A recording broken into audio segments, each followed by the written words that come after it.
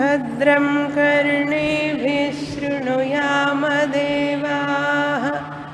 भद्रं पश्येमाक्षभिर्यजत्राः स्थिरैरङ्गैस्तुष्टुवागुंसस्तनूभिः व्यसेमदेवहितं यदायुः स्वस्ति न इन्द्रो वृद्धश्रवाः स्वस्ति नः पूषा विश्ववेदाः स्वस्ति नस्तार्क्ष्यो अरिष्टनेमिः स्वस्ति नो बृहस्पतिर्दधातु ॐ शान्ति शान्ति शान्तिः 43వ పేజీ 16వ కారిక అనాదిమాయయా సుప్తః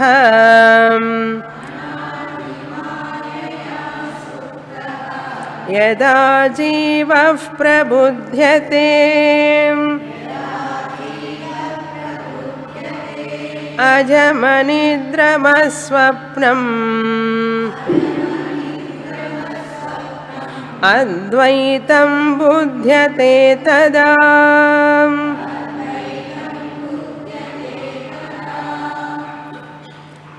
అగ్రహణం అన్యథా గ్రహణం అని ప్రథమ పాద ద్వితీయ పాద విశ్వ తైజస ఈ రెండింటికి అగ్రహణం ఉంటుంది, అన్యథాగ్రహణం కూడా ఉంటుంది. అగ్రహణం అంటే తురీయ ఆత్మని గ్రహించలేకపోవడం, అజ్ఞానం.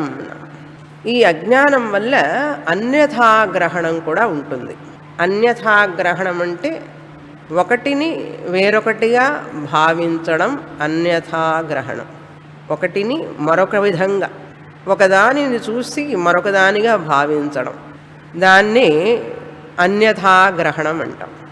ఎలాగైతే మసక చీకటిలో తాడు చూసి పాము అని అనుకుంటామో అది అన్యథాగ్రహణం. అంటే తాడును తాడుగా చూస్తే జ్ఞానం, తాడుని పాముగా అంటే వేరేగా, తాడుగా కాకుండా వేరేగా అంటే అన్యథ. అంటే అన్యథ అంటే ఏమిటి? వేరేగా, వేరుగా, డిఫరెంట్లీ అని అర్థం. గ్రహణం అంటే గ్రహించడం, తెలుసుకోవడం. ఈ అన్యథా గ్రహణమే మనిషి యొక్క దుఃఖానికి కారణం. అన్యథా గ్రహణమే మనిషి దుఃఖానికి, సంసారానికి కారణం. జాగ్రత్త అవస్థలో మనం చూసే ఈ నామరూపాలన్నీ బ్రహ్మము మీద ఆరోపింపబడినాయి. అక్కడ ఉదాహరణలో తాడు, ఇక్కడ దృష్టాంతం అంటాం దాన్ని. దార్ష్టాంతంలో ఏమిటి అంటే, దార్ష్టాంతం అంటే ఏమిటి? ఒకదాన్ని ఒకదానితో పోల్చి చెప్తాం. చూసారా, ఆవిడ ముఖం చంద్రబింబంలాగా ఉన్నది అంటాం. చంద్రబింబం దృష్టాంతం. చంద్రబింబాన్ని లాగా ఉన్నదని ఎవరికి పోలుస్తున్నాము? ఆవిడ ముఖానికి. దాని ముఖం అనేది దార్ష్టాంతం, ఒరిజినల్. అదేవిధంగా తాడు, పాము అనేది దృష్టాంతం. ఉదాహరణ అంటాం తెలుగులో. చూసారా, ఉదాహరణ, ఎగ్జాంపుల్. ఉదాహరణ దేనికి చెప్తామంటే అసలు విషయాన్ని తేలికగా అర్థం చేసుకోవడం కోసం ఉదాహరణ చెప్తాం. ఆవిడ ఎలా ఉంటుంది అంటే కూల్గా ఉంటుంది, ప్రకాశిస్తూ ఉంటుంది, చంద్రబింబంలాగా ఉంటుంది ఆవిడ ముఖం అని చెప్పాలి కదా ఏదో. అందుకని ఉదాహరణ, తెలిసిన ఉదాహరణ చెప్తాం. అదేవిధంగా ఇక్కడ పాము తాడు దృష్టాంతం ద్వారా ఎలాగైతే పాము మీద, తాటి మీద పాముని అధ్యాసం చేశామో, తాడి మీద మసక చీకట్లో తాడని తెలియక పాము అని భ్రమ చెందాం. అదే అన్యథాగ్రహణం అంటారు.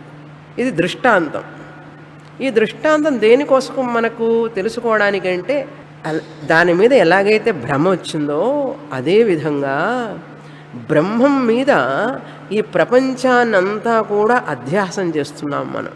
నామ రూప, విశ్వ తైజస, స్థూల ఆత్మ, సూక్ష్మ ఆత్మ, జాగ్రత్త పురుష, స్వప్న పురుష, ఇవన్నీ కూడా ఆత్మ మీద మనం ఆరోపిస్తున్నాం. పాముని తాడు మీద ఆరోపించినట్లుగా ఈ శరీరం, మనస్సు, బుద్ధి, అహంకారం ఇవన్నీ కూడా మనం ఆత్మ మీద ఆరోపిస్తున్నాం. ఇది దాష్టాంతం. అక్కడ పాముని ఆరోపిస్తే తాటి మీద కారణం ఏమిటి? మనకి ఏమొస్తుంది? భయం వస్తుంది. తాటి మీద పాముని ఆరోపించడం వల్ల నష్టం ఏమిటండి అంటే, నష్టం ఏమిటి? చెమటలు పడుతుంది, ఒళ్ళు వణుకొస్తుంది, భయపడతాం, అరుస్తాం, కేకలు వేస్తాం. పాముగా కనపడితే పర్వాలే, కనపడిన తర్వాత వచ్చే కాన్సిక్వెన్సెస్ భయంకరంగా ఉంటాయే. పక్క వాళ్ళని కూడా నిద్ర లేపుతాం, అవతల వాళ్ళందరినీ డిస్టర్బ్ చేస్తాం. ఆ భయం మనతోనే ఆగదు కదా. అదేవిధంగా బ్రహ్మం మీద ఈ శరీరము, మనస్సు, అహంకారం ఇది సత్యం అని దాని మీద ఆరోపించినప్పుడు ఏమవుతుంది అంటే, దీనికి ఉన్నటువంటి దోషాలన్నీ కూడా నావెనుకొని చెప్పి భయపడతాను. పామును చూస్తే భయపడతామండి, తాడు చూస్తే భయపడతామా? పాము కాటేస్తుంది, పాము విషం ఎక్కితే ఇంకంతే, అవుట్. కొంచెం సేపు డాక్టర్ మందు ఇవ్వడం ఆలస్యమైనా అవుట్. మందు ఇచ్చినా కూడా అవుట్. ఒక్కొక్కసారి డేంజర్, ప్రమాదం, అపాయం. అదేవిధంగా నేను ఆత్మ తురీయ ఆత్మ అని తురీయ ఆత్మని తెలుసుకోకపోవడం వల్ల, అగ్రహణం వల్ల, అజ్ఞానం వల్ల నేను ఈ శరీరం, మనస్సు, అహంకారం, జనన మరణ వ్యాధి ముసలితనం ఉన్నటువంటి ఈ శరీరాన్ని ఆత్మ మీద ఆరోపించిన తర్వాత నాకు మరణం ఉన్నది, నాకు ముసలితనం ఉన్నది, నాకు వ్యాధి వస్తుంది, నాకు ఇన్ని సమస్యలు ఉన్నాయి, అన్ని సమస్యలు ఉన్నాయని లిస్టుగా పెద్ద లిస్ట్ చేసుకొని పగలు రాత్రి, రోజులు, వారాలు, నెలలు, సంవత్సరాలు దిగులు పడుతూ ఉంటాం. ఇది సంసారం అంటే. దీన్నే విపర్యాసం అంటారు. విపర్యాసం అంటాం. విపర్యాసం అంటే ఏమిటి? అన్యథాగ్రహణం, అన్ని నష్టాలే. ఇప్పుడు మన దుఃఖానికి కారణం అర్థమైంది కదా. అది పోవాలంటే అజ్ఞానం అనే నిద్రలో నుంచి మేలుకోవాలి. ఇక్కడ చెప్తున్నారు చూడండి, 16వ శ్లోకంలో. ఈ 10వ శ్లోకం కారిక నుంచి అన్ని 7వ మంత్రానికి వ్యాఖ్యానం. 10వ కారిక నుంచి 7వ మంత్రానికి వ్యాఖ్యానం. ఈ కారికలు మాత్రమే కాదు, 3వ అధ్యాయం, 4వ అధ్యాయం, 2వ అధ్యాయం, అన్ని అధ్యాయాలు ఆ మంత్రానికే వ్యాఖ్యానం. అంత ఉంది ఆ మంత్రంలో. అందుకని కంఠస్థం చేయండి ఆ మంత్రాన్ని. 7వ మంత్రాన్ని బాగా కంఠస్థం చేస్తే చాలా ఉపయోగం. చూడండి 16వ కారిక. అనాది మాయయా సుప్త. ఈ విపర్యాసం పోవాలంటే ఏం చేయాలండి అన్న. ఈ అన్యథాగ్రహణం, ఈ జీవుణ్ణి నాకు జనన మరణాలు ఉన్నాయి, వ్యాధిగ్రస్తుడవుతాను, ముసలితనం వస్తుందని దిగులు, చింత ఉంది చూసారా. నా గురించే కాదు చింత, నాకు సంబంధించిన వాళ్ళ గురించి కూడా చింత. మా అబ్బాయి, అమ్మాయి, వాళ్ళకి తలనొప్పి వస్తే నాకు తలనొప్పి, వాళ్ళకి కడుపు నొప్పి వస్తే నాకు కడుపు నొప్పి వచ్చి వచ్చినట్లుగా దిగులు పడతామా లేదా? నాకు వచ్చినా పర్వాలేదండి, నేను సహిస్తాను, వాడికి వస్తే తట్టుకోలేనండి ఉత్తదే అంటాం అట్లా. చిన్నపిల్లవాడు ఎట్లా తట్టుకుంటాడు? చిన్నపిల్లలు కదా, ఎట్లా తట్టుకుంటారు? నాకు వచ్చినా పర్వాలేదండి, ఆ భగవంతుడు నాకు ఇవ్వకూడదు వ్యాధి, వాడికి ఎందుకు ఇచ్చాడు అంటారు. చూడండి ఎట్లా అంటాము. అందుకని ఆ దిగులు, చింత అనేది దేనికి వస్తుందంటే, ఇది సత్యం అనుకోవడం వల్ల వస్తుంది. దీన్ని ఎవరు ఆపలేరు. దీనికి వ్యాధి, జర, మరణాలు వస్తాయి, తప్పదు. అది ఆత్మలో వ్యాధి లేదు, మరణము లేదు, ముసలితనము లేదు. ఉపనిషత్తు ఏమంటుంది? వ్యాధి, జర, మరణాలు లేనటువంటి ఆత్మ తురీయానివి నువ్వు. కానీ భ్రమలో పడి అక్కడ మసక చీకటిలో తాడు మీద పాము చూసినట్లుగా ఈ అజ్ఞానం వల్ల నువ్వు ఈ శరీరం, మనస్సు అనుకుంటున్నావు. వ్యాధిగ్రస్తమైనటువంటి శరీరం, ముసలితనం వచ్చే శరీరం, మరణానికి కారణమయ్యేటువంటి అంటే మరణాన్ని పొందే శరీరాన్ని నువ్వు అనుకుంటున్నావు. భ్రమలో పడి ఆ భ్రమ వల్ల దిగులు పడుతున్నావు. ఆ దిగులు వల్ల నీకు మానసిక వ్యాధులు వచ్చి అలాగే చనిపోతున్నావు. అవసరమా అంటుంది శాస్త్రం. అందుకని అనాది మాయయా సుప్త. అనాది అంటే దానికి ఆది లేదు, మొదలు లేదు. అజ్ఞానం అనే దానికి మొదలు లేదండి. మొదలు లేదు కానీ చివరు ఉన్నది. అజ్ఞానం ఎప్పుడు పుట్టింది అంటే అనాది అన్నారు. మాయయా సుప్త. మాయ వల్ల అది ఎప్పుడు ఉంటూనే ఉన్నది. ఆ మాయలో నుంచి నువ్వు బయటపడాలి అంతే. అనాది అంటే మొదలు లేనటువంటి, మాయయా సుప్త, మాయ వలన పుట్టినటువంటిది. మాయ అంటే ఏమిటి? అధ్యాస, మిస్టేక్, ఎర్రర్ అంటారు ఇంగ్లీష్లో. ఎర్రర్, భ్రమ వల్ల వచ్చిందండి. ఈ మాయయా సుప్త అనేది కూడా భ్రమ. పాము వచ్చిందా అక్కడ? ఏమండి, తాడు మీద పాము వచ్చి కూర్చున్నదా? లేదు కదా. అది మాయ. లేనిది ఉన్నట్లుగా కనపడేది మాయ. అది డెఫినేషన్ ఆఫ్ మాయ. లేనిది యా మా సా మాయ. యా ఏదైతే మా లేదో, సా అది మాయ. ఏదైతే లేదో, లేకపోయినా కూడా ఉన్నట్లుగా కనపడుతుందో అది మాయ. ఇప్పుడు పాము మాయ లేదు కదా, ఉన్నట్లు కనపడుతోంది వాడికి. ఎండమావులు నీరుంది చూసారా, రోడ్డు మీద పోతుంటే మెరుస్తాయి నీళ్లు. ఉన్నాయి అక్కడ నీళ్లు, ఉన్నట్లుగా కనపడుతుంది. అది మాయ. కనపడుతుంది కానీ నిజం కాదు. అదేవిధంగా మనిషి మాయ అనే నిద్రలో ఉన్నాడు, సుప్త అన్నాడు, అజ్ఞానంలో ఉన్నాడు అన్నాడు. ఎలా పోతుంది ఇది? యదా జీవ ప్రబుధ్యతే, ఎప్పుడైతే ఈ జీవుడు మేలుకుంటాడో అన్నాడు. మేలుకోవడం అంటే ఏమిటి? ఇప్పుడు నిద్రపోతూ ఉన్నాడు, మేలుకోవాలి అన్నాడు. అజ్ఞానం అనే నిద్రలో ఉన్నాడో ఆ నిద్ర నుంచి మేలుకుంటే అప్పుడు పోతుంది అని అర్థం. అజ్ఞానం నుంచి మేలుకోవాలి. ఎలా మేలుకుంటాం అజ్ఞానం నుంచి? సోమవారం క్లాసుకు వస్తే అజ్ఞానం నుంచి మేలుకుంటాం చిన్నగా. ఎందుకంటే చాలా కాలం నుంచి ఉంది కదా ఈ మాయ, జన్మలుగా ఉన్నది కాబట్టి చిన్నగా పోతుందన్న. ప్రబుధ్యతే అన్నారు, మేలుకోవాలి. అంటే ఈ ప్రపంచంలో ఉన్నటువంటి మానవులందరూ కూడా అజ్ఞానం అనే నిద్రలో ఉన్నారు. ఇప్పుడు వాళ్ళు తురీయ ఆత్మని తెలుసుకోలేక అజ్ఞానం అనే నిద్రలో ఉన్నారు. ఆ అజ్ఞానం వల్ల అధ్యాసం ఏర్పడి, అధ్యాసం వల్ల వాళ్ళు ఈ శరీరం, మనస్సు, అహంకారం తామే అనుకుంటున్నారు అన్నారు. ఒకవేళ గనక చదివి మాండూక్యం ఉపనిషత్తులు చదివితే ప్రబుధ్యతే తెలుసుకున్నాడు అనుకోండి. ఎలా తెలుసుకుంటాడు? ఏ విధంగా వస్తుంది అతని జ్ఞానం అంటే రెండో లైను, ఈ విధంగా వస్తుంది అన్నాడు. మేలుకున్న వాడికి యొక్క జ్ఞానం ఎలా ఉంటుందండి అంటే ఇలా ఉంటుందండి అన్నాడు. అజం అనిద్రం అస్వప్నం అద్వైతం బుధ్యతే తదా. ప్రబుధ్యతే, మేలుకున్నాడు. మెలుకోగానే బుధ్యతే అన్నాడు. మెలకు రాగానే తెలుసుకున్నాడు. ఏమండి, మనం మెలకు రాగానే తెలుసుకుంటున్నామా లేదా? పొద్దున్నే నిద్ర నుంచి లేవగానే ప్రబుధ్యతే, తర్వాత బుధ్యతే. ఏమిటి? Paste, brush. ప్రబుధ్యతే, నిద్రలో నుంచి మేలుకోగానే మనకు కనపడేది ఏమిటండి? పేస్టు, బ్రష్, సోపు, నీళ్ళు, ఇవే కదా. బుధ్యతే ఇక్కడ ఏమిటి?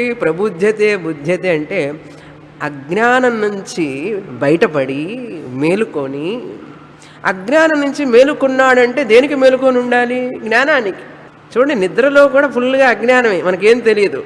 మేలుకోగానే అన్నీ కనపడుతున్నాయి, అన్నీ తెలుస్తున్నాయి. జ్ఞానం వచ్చిందా లేదా? అది వ్యావహారిక జ్ఞానం.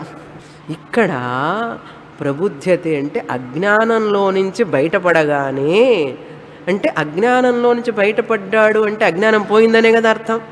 అజ్ఞానం పోతే ఏం వచ్చినట్లు అక్కడ? జ్ఞానం. బుధ్యతే, తెలుసుకుంటాడు, జ్ఞానాన్ని పొందుతాడు. ఏమని పొందుతాడు? ఎలా పొందుతాడు? అజం, నేను అజం అన్నారు. అజం అంటే ఏంటి? నేను స్థూల శరీర వ్యతిరిక్తుణ్ణి, నాకు స్థూల శరీరం లేదు. అజం అంటే జన్మ లేదు అని అర్థం. జన్మ లేనటువంటి తురీయ ఆత్మని నేను అని తెలుసుకుంటాం. స్థూల శరీరానికే కదండి జన్మ. కనుక స్థూల శరీర వ్యతిరిక్త అహం తురీయ ఆత్మ చైతన్యాన్ని అని తెలుసుకుంటాం. మొదటిది. అంతేకాదు అనిద్రం, ఫస్ట్. రెండోది అస్వప్నం అని తీసుకోండి, తర్వాత అనిద్రం. అస్వప్నం అంటే తైజసుణ్ణి కూడా కాదు. అజం అంటే విశ్వుణ్ణి కాదు. ప్రథమ పాదం కదా. స్థూల శరీరం, స్థూల శరీరాభిమాని, జాగ్రత్త అవస్థాయం విశ్వ అహం న అస్మి, స్వప్నం న అస్మి అంటే సూక్ష్మ శరీరాభిమానిని కూడా కాదు. తైజసుణ్ణి కూడా కాదు నేను అని తెలుసుకుంటాడు. అంతేకాదు అనిద్రం, అనిద్రం అంటే కారణ శరీరం కూడా నేను కాదు. కారణ శరీర రహితుణ్ణి, కారణ శరీరం లేనివాడిని, సూక్ష్మ శరీరం లేనివాడిని, స్థూల శరీరం అవి లేనివాడినే అన్నాడు. చూసారా, ఈ మూడు నేను కాదు అన్నారు. అంటే కారణ శరీరం అంటే అవిద్యారహితం అని అర్థం. అవిద్య అజ్ఞానము లేనివాడిని. అజ్ఞానం లేనివాడిని అంటే ఏమున్నవాడిని? జ్ఞానం ఉన్నవాడిని. ఏం జ్ఞానం? తురీయ జ్ఞానం. అహం తురీయం అస్మి ఇది జ్ఞానం. 4వ పాదం తురీయం అహమస్మి అని అర్థం. ఈ యొక్క జ్ఞానం రాకుండా మరే మార్గం లేదు అన్నారు. సుఖం, శాంతి, ఆనంద, తృప్తి రావాలి అంటే మరొక మార్గం ఏదన్నా ఉన్నదా అండి అంటే ఏమీ లేదు నాయన అన్నాడు. ఒక శ్లోకంలో చెప్పబడింది. ఎలా అంటే ఉద్యంతు శతమాదిత్యః, శతమాదిత్యాః ఉద్యంతు శతమిందవః. ఇక్కడ లేదులేండి. 100 సూర్యులు ప్రకాశించిన ఉద్యంతు శతమాదిత్యాః, 100 సూర్యులు ప్రకాశించవచ్చుగాక, 100 చంద్రులు ప్రకాశించవచ్చుగాక, వినా అపరోక్ష జ్ఞానం, జ్ఞానానుభవం, వినా అపరోక్ష జ్ఞానానుభవం. అపరోక్షంగా అంటే డైరెక్ట్గా నేనే ఈ ఆత్మని అని తెలుసుకోకుండా, వినా అపరోక్ష జ్ఞానానుభవం నశ్యతి ఆంతరంతమః. లోపల ఉన్నటువంటి చీకటి ఉంది చూసారు, అజ్ఞానం అనే చీకటి. నశ్యతి ఆంతరంతమః, లోపల ఉన్న చీకటి. బయట ఉన్న చీకటి టార్చ్ లైట్ వేస్తే పోతుంది, లైట్ వేస్తే పోతుంది, లేకపోతే 100 సూర్యులు వెలిగితే పోతుంది. ఉద్యంతు శతమాదిత్యాః ఉద్యంతు శత ఇందవః. ఇందు అంటే చంద్రుడు. కానీ ఈ అపరోక్ష జ్ఞానం లేకుండా లోపల ఉన్న చీకటి ఉంది చూసారా, ఎంత చీకటి ఉందంటే భ్రమ, అజ్ఞానం అనే చీకటి ఉన్నది. ఆ చీకటి పోవాలి.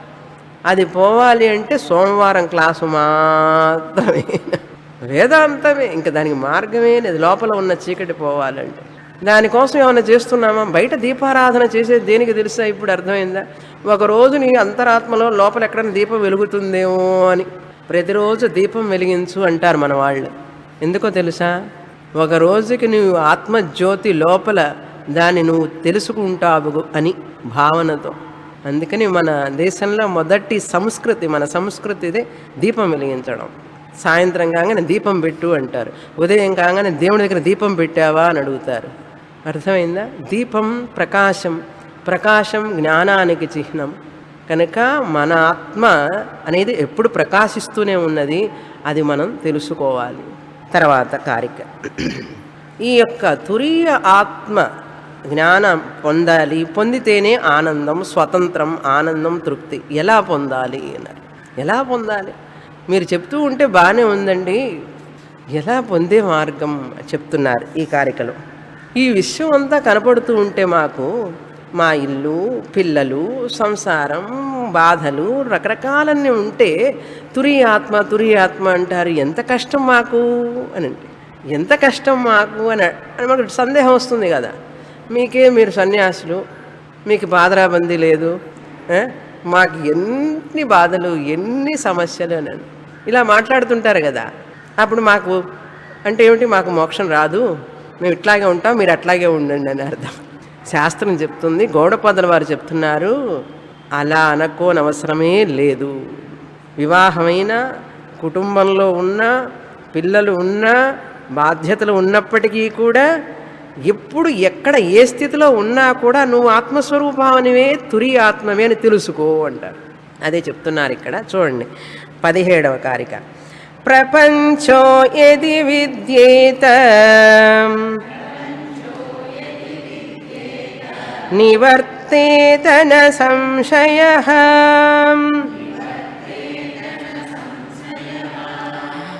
మాయా మాత్రమిదం ద్వైతం అద్వైతం పరమార్థతః.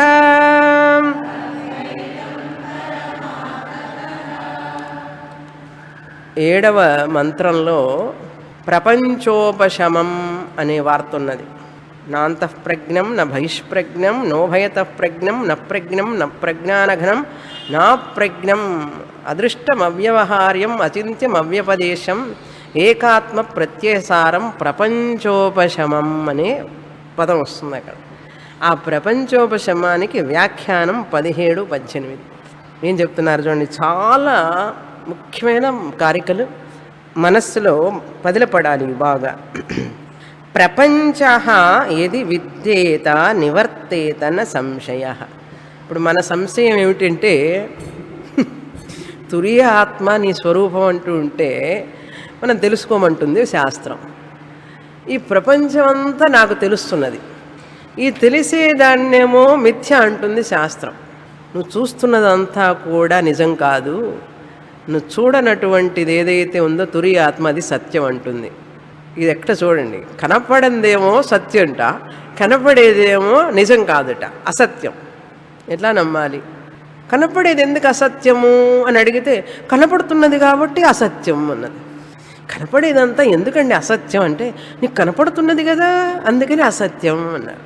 చూస్తున్నావు కదా, చూసేదంతా అసత్యమే. కుండ చూస్తున్నావా, అందుకే అసత్యం అన్నారు. కుండ ఉన్నదా? లేదు. ఉన్నదేమిటి? మట్టి.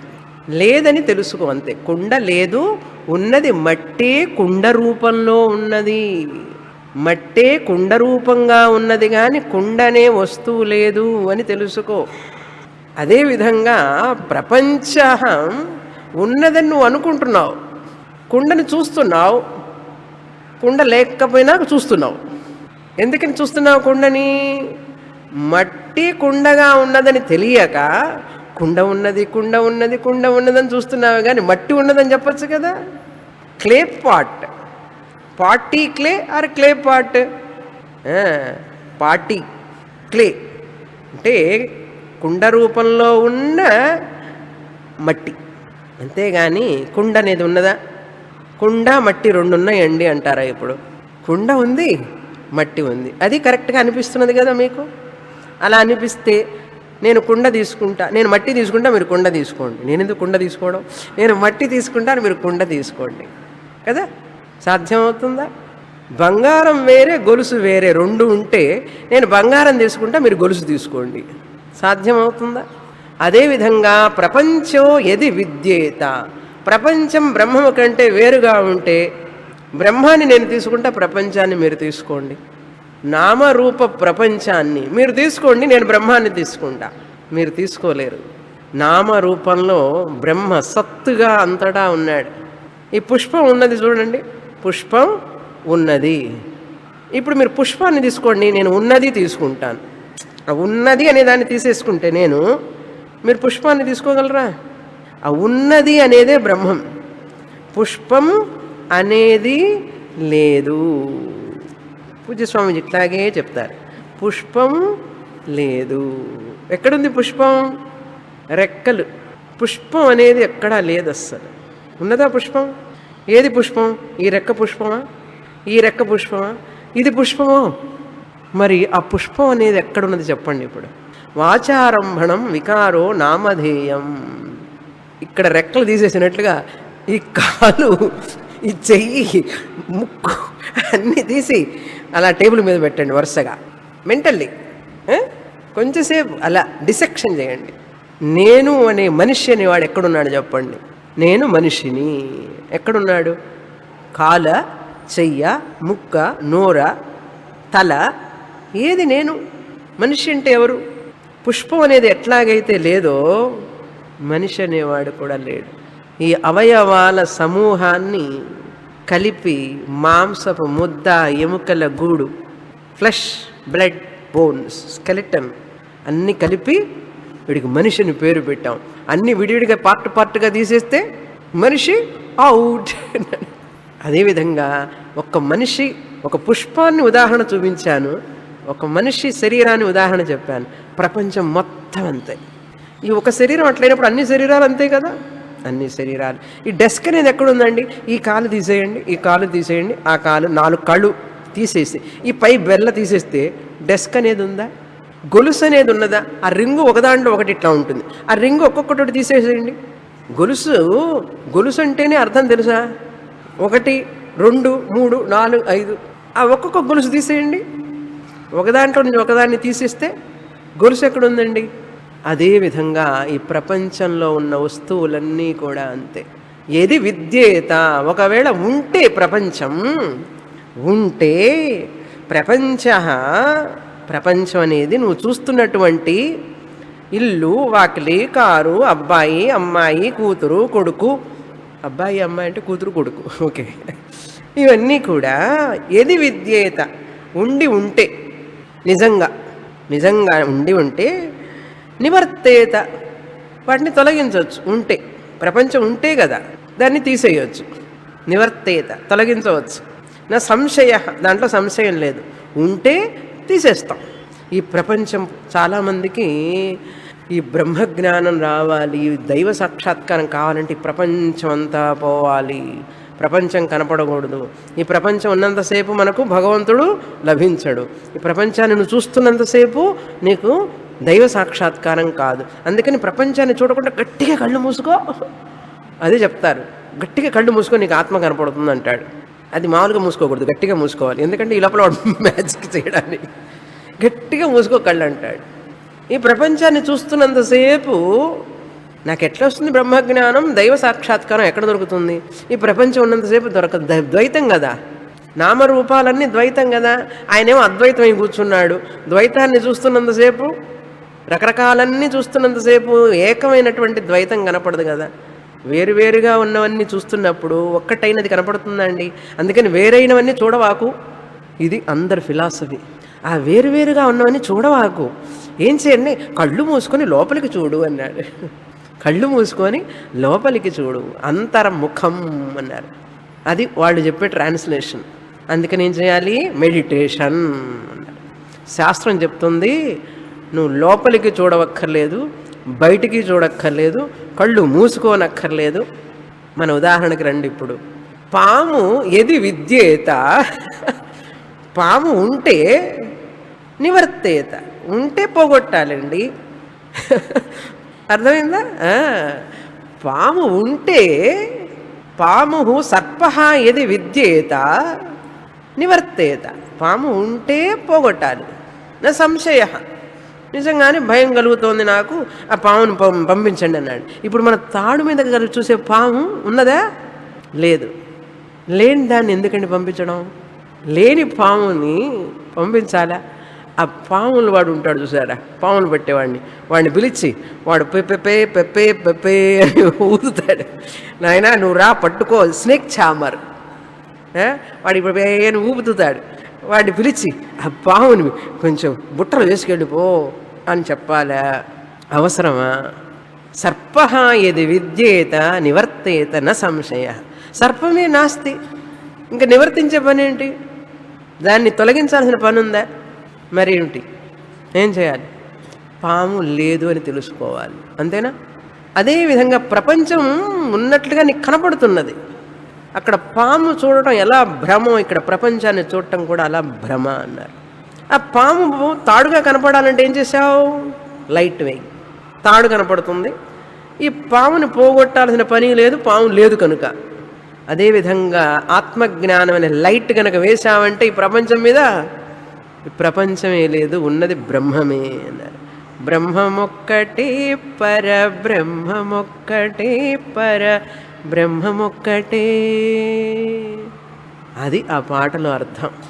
ఇంట్లో మైకులో పెట్టుకొని వింటూ ఉంటే సరిపోదు. మాండుక్యం వినకుండా అన్నమాచార్య కీర్తన మాత్రమే వింటున్నాం అనుకోండి, ఆంధ్ర అంతా మోగిపోతుంటుంది ఈ పాట. ఒక్కడికి అర్థం కాదు. మాండుక్యం చదవరు, తందనానా భళ, ఏదో ఏ జన్మకో వస్తుంది, ఎప్పుడో రాకుండా పోదు, వస్తుంది. కానీ ఆ అర్థం తెలుసుకోవాలి. ఉంటే కదండి పోవడానికి. మరి ఏమిటండి ఉన్నది? ఇక్కడ పాము ఉంటే కదండి పోవడానికి, పోగొట్టాల్సిన పని లేదు కనుక ఉన్నది ఏమిటి అక్కడ? తాడు. కనుక పాముకి అధిష్టానం ఎవరు? తాడు. పాము కనపడుతున్నది, ఆ కనపడటానికి ఆధారం ఎవరండి అక్కడ? మళ్ళీ చెప్పండి. ప్రపంచం కనపడుతున్నది, ఈ ప్రపంచం కనపడటానికి ఆధారం ఎవరో తెలుసా? తురియాత్మ. తురియ ఆత్మ బ్రహ్మం. ఇప్పుడు ఆ తురియ ఆత్మ ఎవరు? నేను. కనుక నా మీద ఈ ప్రపంచం ఆరోపింపబడింది అంతే. ప్రపంచం ఏది విద్యేత నివర్తేత న సంశయ. రెండో లైన్ చూడండి. మాయామాత్రమిదం ద్వైతం. ఈ ప్రపంచం అంతా కూడా మాయామాత్రం, ఉన్నట్లుగా కనపడుతుంది. మాయ అంటే ఏం చెప్పాను? యామా సా మాయ. ఏదైతే లేదో ఉన్నట్లుగా కనపడుతుందో అది మాయ.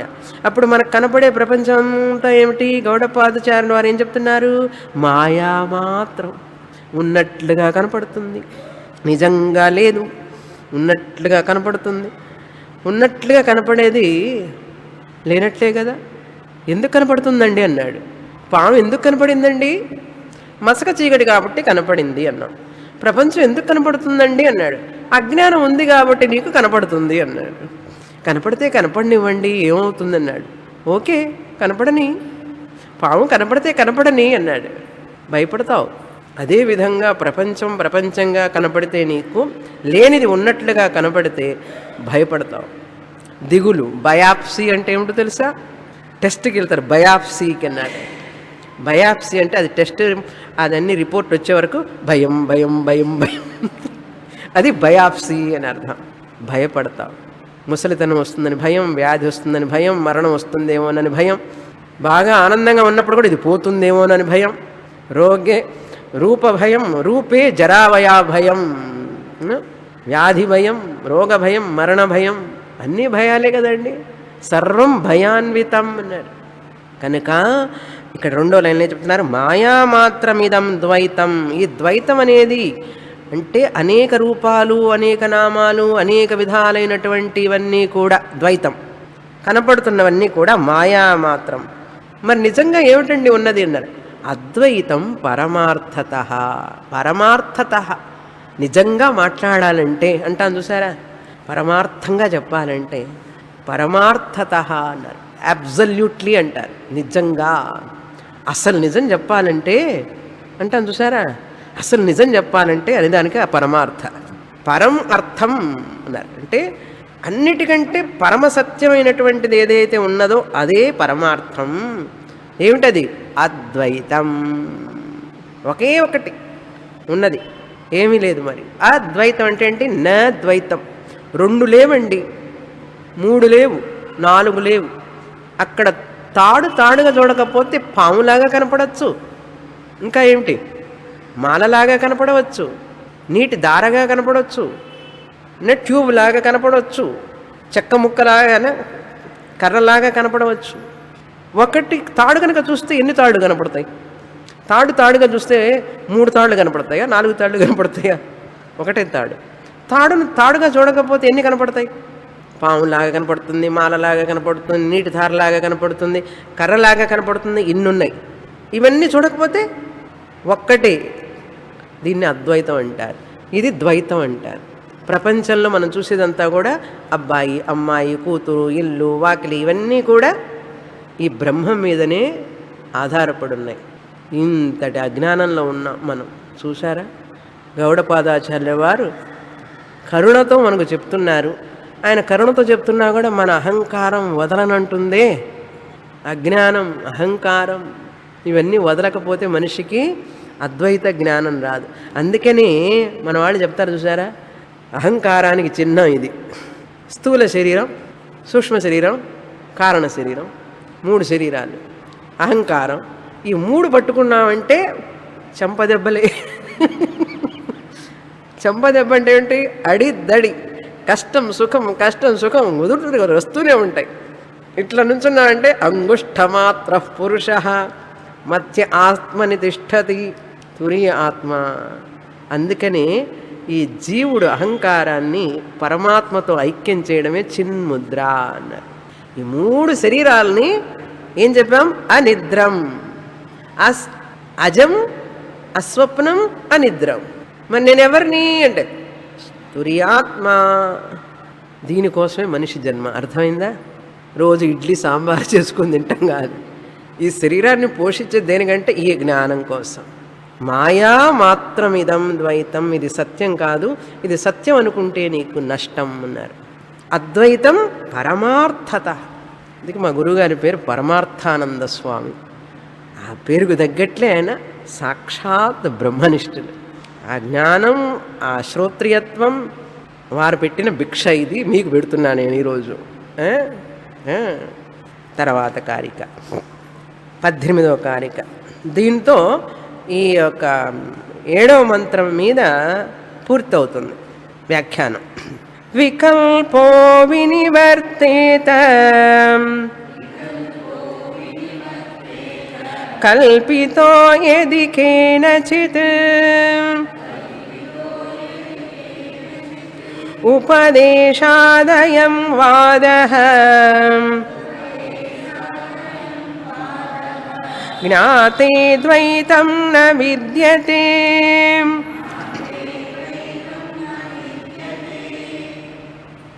విశ్వ, తైజస, ప్రాజ్ఞ ఈ మూడిటిని గణనం చేయకూడదు, లెక్కలోకి తీసుకోకూడదు.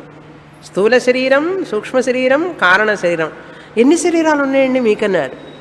ఉన్నాయండి 3. అవన్నీ ఎందుకు పనికిరావు? ఇప్పుడు తాటి మీద పాముని చూసాం, మాలను చూసాం. ఒకడు మాల చూస్తున్నాడు, ఒకడు పాము చూస్తున్నాడు, ఒకడు కర్ర చూస్తున్నాడు, ఒకడు నీటి దార చూస్తున్నాడు. ఈ 4ను లెక్కలోకి పరిగణించగలమా? లెక్కలోకి పరిగణిస్తారా? Can you count them? They can come under count, they are countable. కలలో 4 లక్షలు వచ్చింది లాటరీ, కౌంట్ చేస్తారా? నెక్స్ట్ డే మార్నింగ్ వెళ్ళి బ్యాంకుకి వెళ్ళి చూడండి నా అకౌంట్ చూడండి అంటారా? నా అకౌంట్ చూడండి ఏమైనా కాస్త పెరిగిందేమో సేవింగ్స్, నిన్న ఎందుకయ్యా 4 లక్షలు వచ్చిందని నాకు నిన్న రాత్రి అన్నాడు. కౌంట్ చేస్తారా? అదేవిధంగా ఈ స్థూల, సూక్ష్మ, కారణ శరీరాలని కౌంట్ చేయలేం. కౌంట్ చేయాల్సిన పని లేదు, వాటికి సత్యత్వం లేదు కనుక అవి లెక్కలోకి రావు. అదంతా జమా లెక్కలోకి రాదండి అని అంటాడు. అంటే ఏంటి? ఎప్పుడైతే లెక్క లేదో దానికి వాల్యూ లేదు. అసలు అవి ఉండడానికి కారణం ఎవరు? ఈ తురీయ ఆత్మ. కనుక తురీయ ఆత్మకే సత్యం కనుక దానికే విలువ ఉంటుంది కనుక అదే పరమార్థం కనుక ఇవన్నీ సత్యం కాదు కనుక అవి ఉన్నా లేనట్లే. అందుకని అవి ఏం చేస్తాం? పోగొట్టాలా? నాశనం చేయాలా? దాన్ని చెయ్యక్కర్లేదు. ఇక్కడ కుండ లేదు, మట్టే ఉన్నది. లేదు స్వామిని, ఆ కుండ కనపడుతున్నంతసేపు మా కుండ ఉన్నది అనిపిస్తుందంటే అందుకని ఏం చేయమంటారు? 2 పద్ధతులండి. ఇప్పుడు ఈ కుండ లేకుండా చేయాలంటే 2 పద్ధతులు. ఒకటి పగలగొట్టి విస్తరణ వేసేస్తే పగిలిపోతుంది, నామరూపాలు లేకుండా పోతుంది. 2వ మార్గం ఏమిటి? బుద్ధిపూర్వకంగా తెలుసుకోవడం. ఇప్పుడు ఏది చేద్దామంటారు మీరు? పగలగొట్టద్దా? వద్దు. పగలగొట్టే మార్గం ఒకటి ఉంది. కుండ పోవాలంటే మనకు కనపడకుండా పగలగొడితే కుండ పోతుంది. మట్టి ఉన్నది, కుండ లేదు అని తెలుసుకుంటే కుండ పోతుంది. ఇప్పుడు ఏది తెలుసుకోవడం? మూర్ఖులైన వాడు ఏం చేస్తాడంటే కుండ పగలగొడతాడు. మూర్ఖుడైన వాడు ఏమండి ఈ కుండ కనపడుతున్నంతసేపు నాకు అది కుండే అని అనిపిస్తుంది కానీ మట్టి అనిపించదు, అందుకని వాని అంటాడు. మూర్ఖుడైన వాడు, తెలివితేటలు లేనివాడు ఆ పని చేస్తాడు. మీలాంటి తెలివిగల వాళ్ళు ఏం చేస్తారు? అమ్మమ్మ కుండ పారేయటం ఎందుకు? కుండ కాకపోయినా మట్టి అయినప్పటికీ కూడా అది ఉపయోగపడుతుంది కదా, ఉపయోగించుకుందాం అంటాడు తెలివిగల వాళ్ళు. మీలాంటి వాళ్ళు. కుండ అర్థమైందా? ప్రపంచం కూడా అంతే. ప్రపంచాల్లో నుంచి కళ్ళు మూసుకోవాల్సిన పని లేదు, ప్రపంచాన్ని నుంచి పారిపోవాల్సిన పని లేదు, ద్వైతాన్నించి భయపడి పారిపోవాల్సిన పని లేదు. ద్వైతం ఉంటే కదా, ద్వైతం అనేది ఉంటే కదండి నిజంగా పారిపోవాలి. అందుకని ఎక్కడికో హిమాలయాల్లోకి పరిగెత్తక్కర్లేదు అంటుంది శాస్త్రం.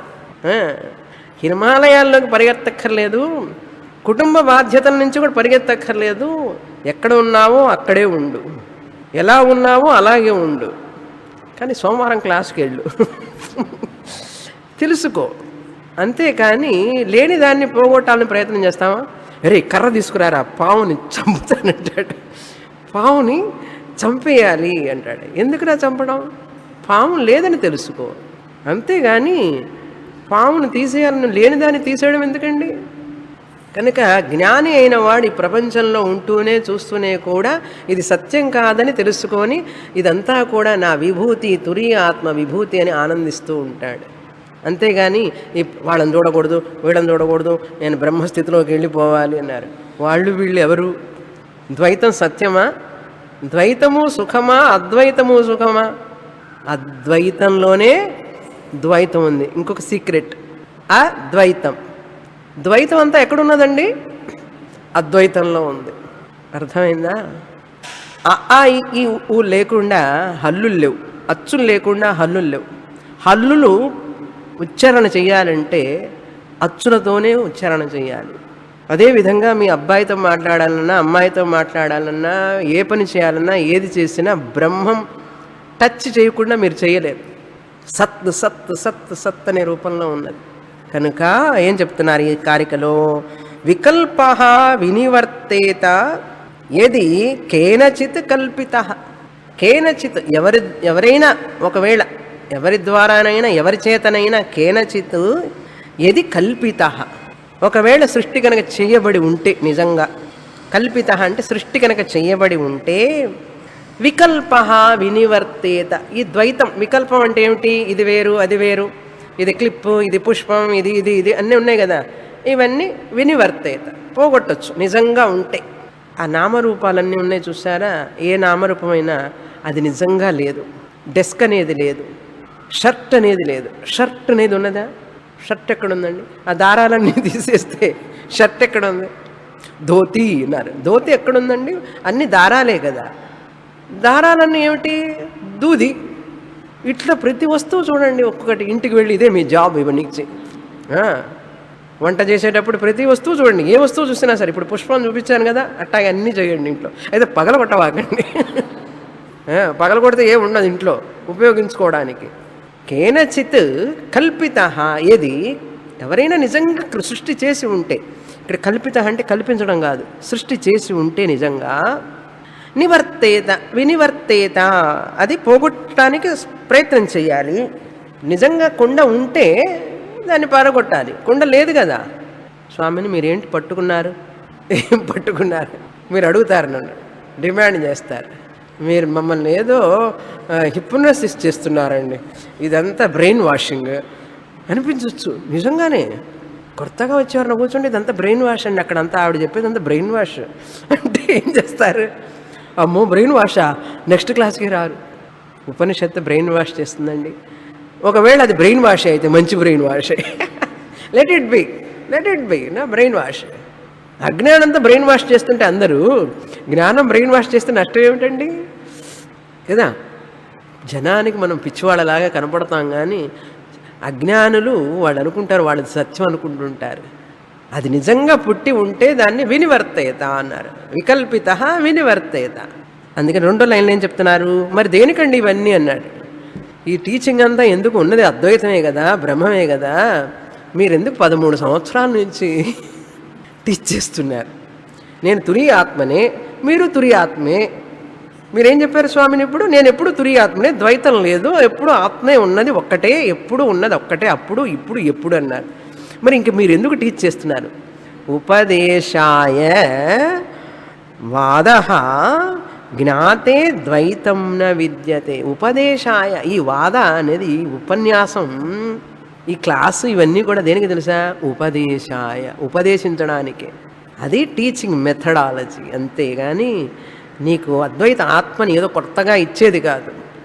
ప్రకాశిస్తున్నటువంటి ఆ తురియ ఆత్మని తెలియజేయడమే కానీ ఇక్కడ ఏదో కొత్తగా ఇచ్చేది కాదు.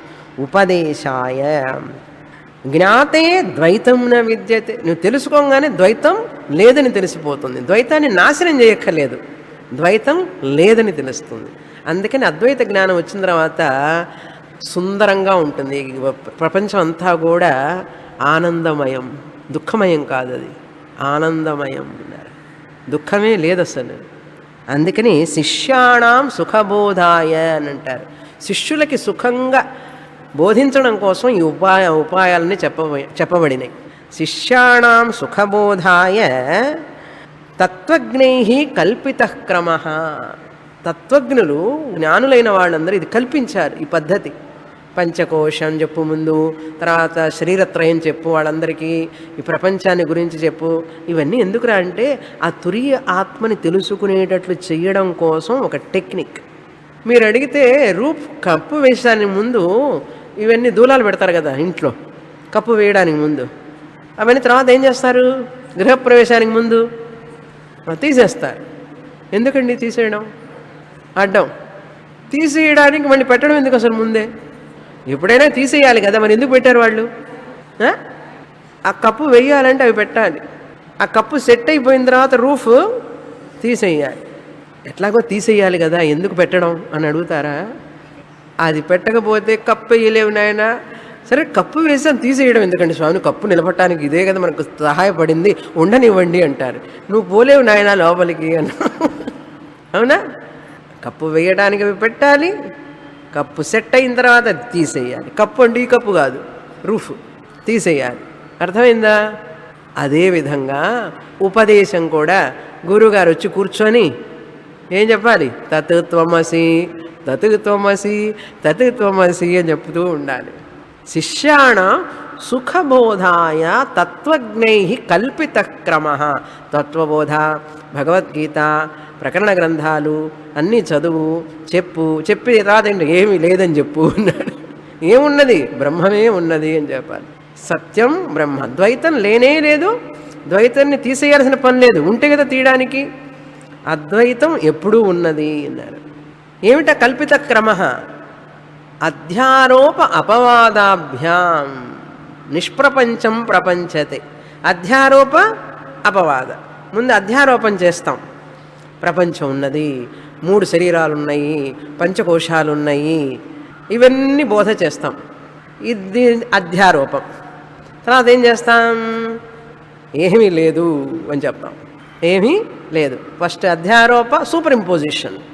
ప్రపంచాన్ని గురించి మాట్లాడుతుంది ఉపనిషత్తే.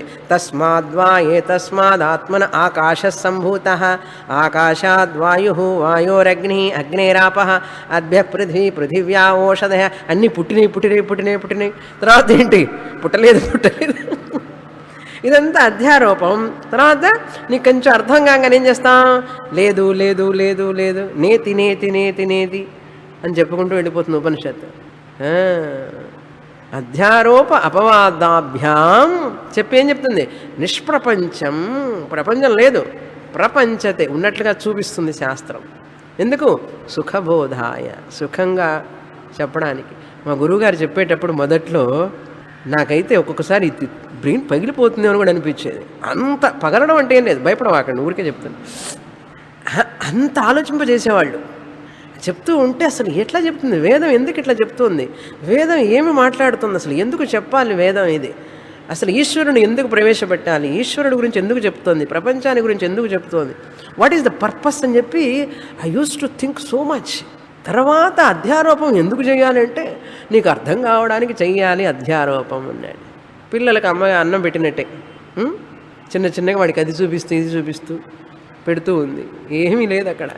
అదేవిధంగా అందుకని మనంతా చిన్నపిల్లల్లాగా ఎదగాలి, చాలా ఎదగాలి శాస్త్రంలో. అది వింటే ఇంకా అది ఇచ్చే ఆనందం, ఆ జ్ఞానం ఇచ్చే ఆనందం దేనికి సమానం కాదు ప్రపంచంలో, తురీయ ఆనందం. అదే చెప్పారు. ఉపదేశాయ వాద కానీ జ్ఞాతే ద్వైతం న విద్యతే. ద్వైతం నా నివర్తతే, పోతుందని చెప్పలే. జ్ఞాతే తురీయ ఆత్మ, జ్ఞాతే తురీయ ఆత్మను తెలుసుకోగానే ద్వైతం ఉండదు, డజంట్ ఎగ్జిస్ట్. అంతేగాని పోతుందని చెప్పలే. తాడుని తెలుసుకోగానే పాము పోతుందండి, తాడు తెలుసుకున్నానండి తర్వాత పాము పోయిందండి అంటారా? చెప్పండి మీరే. తాడు తెలుసుకున్నాను, పాము చిన్నగా పోయింది ఆ కిటికీలో నుంచన్న చెప్పం కదా. జ్ఞాతే రజ్జు సర్ప న గచ్చతి న విద్యతే. ఉండదు, పోవడం కాదు, పాము లేదు, అంతే. అందుకని అద్వైతం బ్రహ్మ తురియాత్మ తెలుసుకోగానే ఈ ప్రపంచం అనేది ఉండదు. ఉండదంటే పోతుందా? నిజంగా ఉండదు. అంటే నిజంగా ఉండదంటే భయపడతారు మీరు ఇప్పుడు. నిజంగానే నాకు తెలుసు. కళ వచ్చింది, నిద్ర లేచాం, కళ లేదు. కళలాగా పోతుందా ఈ ప్రపంచం? కూడా పోదు, ఉంటుంది. కానీ నువ్వు దానికి భయపడవు. అది శరీరం ఉంటుంది, జ్ఞానం వచ్చిన తర్వాత ఇల్లు ఉంటుంది, పిల్లలు ఉంటారు, ఆస్తి కూడా ఉంటుంది. ఓకే, మీ ఆస్తి అంతా ఉంటుందండి, ఏం కాదు, ఏమీ కాదు. కానీ అవి సత్యము కాదు. వాటి వల్ల వచ్చే దిగులు, చింత, భయం రావు. అది ఉంటుంది కానీ రావు. అది సచ్చేత్ న బాధ్యేత, అసచ్చేత్ న నివర్తేత. అది సత్యమైతే దాన్ని నువ్వు పోగొట్టలేవు. అసచ్చేత్ అది లేకపోతే దాన్ని పోగొట్టాల్సిన పని లేదు. కానీ ఇక్కడ మన పాము ఏమిటిది? సదసత్. అది ఉన్నది అని చెప్పలేం, లేదు అని చెప్పలేము. అదేవిధంగా ఈ ప్రపంచం అనేది ఉన్నది అని చెప్పలేవు, లేదు అని చెప్పలేవు. కనుక సదసత్. తురియాత్మ సదసత్ విలక్షణం. తర్వాత చూస్తాం. పూర్ణమద పూర్ణమిదం పూర్ణాత్ పూర్ణముదచ్యతే పూర్ణస్య పూర్ణమాదాయ పూర్ణమేవావశిష్యతే. ఓం శాంతి శాంతి శాంతి. హరి ఓం. శ్రీ గురుభ్యో నమః. హరి ఓం.